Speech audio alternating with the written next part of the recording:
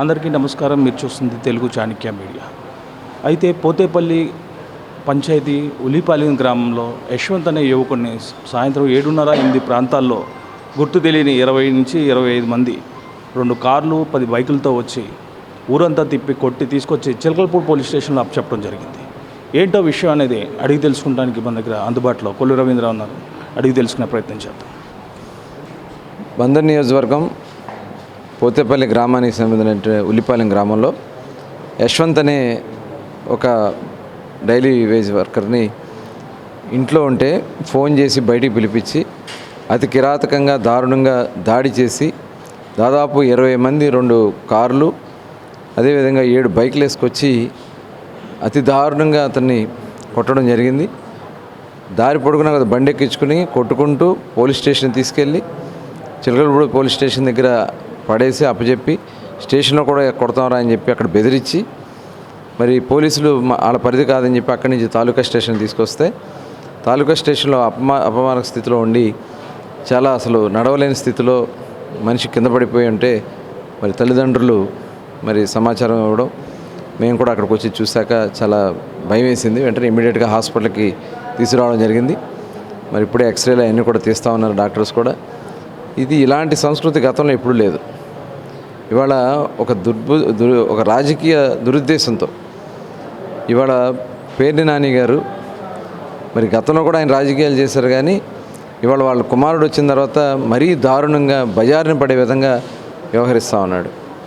గంజాయి బ్యాచ్లు పంపించి వాళ్ళ అనుచరులు ప్రతి పవన్ అంట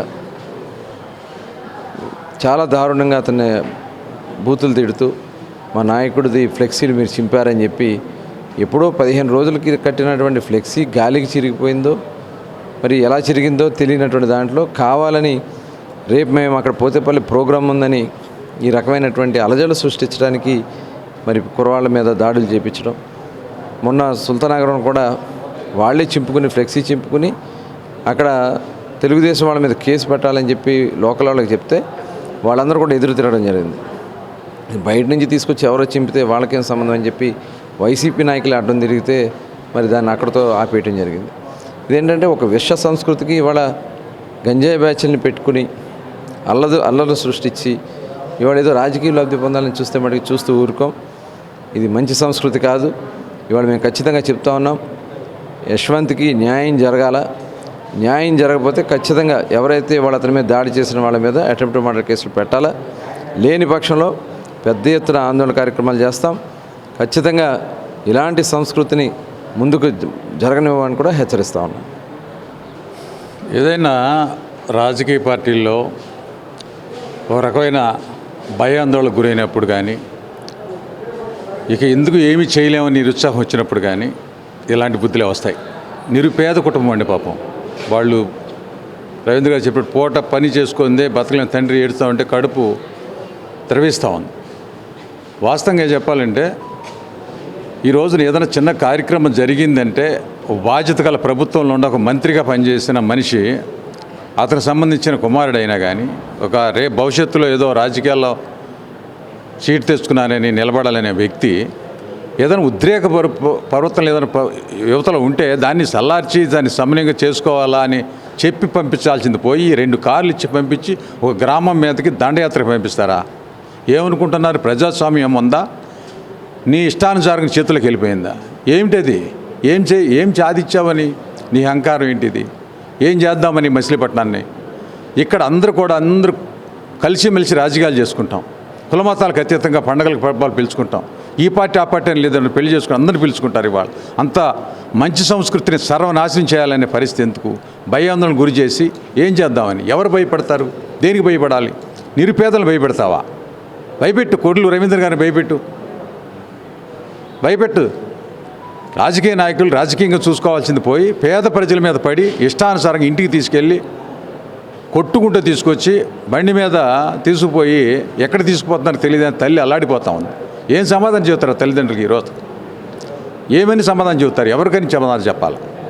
ఇలాంటి విష సంస్కృతి వల్ల జరిగేది ఏమి మా శూన్యం. ఇది మీకు తెలుసు. అది కానీ ఫెస్టేషను ఏం జరుగుతుంది భవిష్యత్తు కళ్ళ ముందు కనపడతా ఉంది. దీన్ని దృష్టిలో పెట్టి ఏం చేయాలో అర్థం కాక ఏదో అలసలు చుట్టించి భయభ్రాంతులు గురి చేస్తే జరిగిపోతా ఉందనుకో. ఇది జరిగేది కాదు. ఇది ఇవాళ పూర్వం ఇది ఏదైనా జరిగేది. ఈ రోజుల్లో యువత ఎవరు కూడా భయపడే పరిస్థితి లేదు. నువ్వు ఎంత చెడగొట్టాలని చూసినా ఇవాళ నిన్ను ఏ రకంగా మచిలీపట్నాన్ని కుకటి వాళ్ళతో కూడా పీకేయటానికే ప్రజలు సిద్ధంగా ఉన్నారు. ఇలాంటి అరాచకాలు మార్చుకోకపోతే ఇంకా రాజకీయంగా పుట్టగతులు ఉండవు. ఇంతకన్నా పేద ప్రజల్ని ఇబ్బందులు గురి చేసి ఏం బాదుకుందామని చేయాల్సిందంతా చేసావు, రాష్ట్రాన్ని దోచేసావు. ఇది కబంధ హస్తాల్లో కొన్ని వేల కోట్ల రూపాయలు దోచుకున్నావు. ఏంటికి పేద ప్రజల మీద పడి ఏం సాధిద్దాం అనుకుంటున్నావు? పేద ప్రజలు ఏంటి, వాళ్ళకి చేసిన ద్రోహం ఏంటి? ఒకవేళ బ్యానర్ కోచాడు పిల్లవాడు కొట్టేస్తావా, చంపేస్తారా?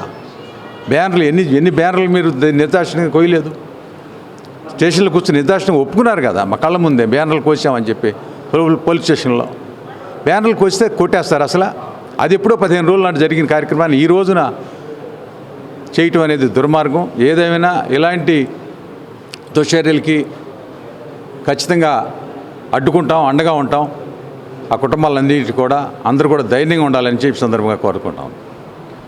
ప్రాణం ఉన్న మనుషుల కన్నా ప్రాణం లేని బ్యానర్లకే విలువ ఉందన్న రీతిలో ఈరోజు మచిలీపట్నం నియోజకవర్గంలో పరిస్థితి అయితే ఏర్పడింది.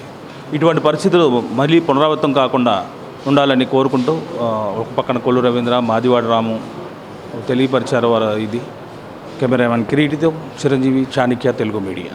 Please subscribe to Chanakya channel.